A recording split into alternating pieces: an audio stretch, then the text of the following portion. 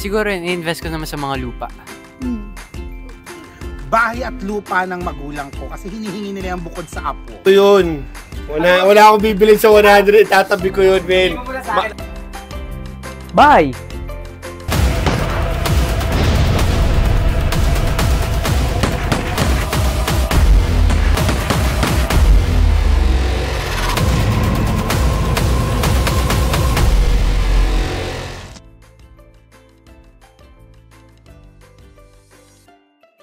Kung meron kang 100 million pesos, ano ang una mong bibilhin at bakit?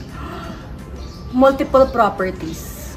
Okay. Sabay-sabay na. Isang basada na. Ubus agad. 100 million. Malaki yun, di ba?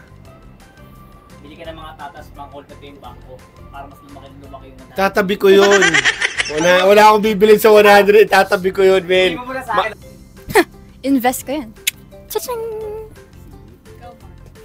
Kung meron akong 100 million pesos, ano muna akong bibilin? Siguro i-invest ko naman sa mga lupa. Bahay at lupa ng magulang ko kasi hinihingi nila yung bukod sa apo. Siguro, syempre, i-safety ko muna yung mga anak ko. Yung kanilang insurance, yung pag-aaral, bahay, ganyan lahat. And then tutulong tayo sa mga tao. Kaya natin.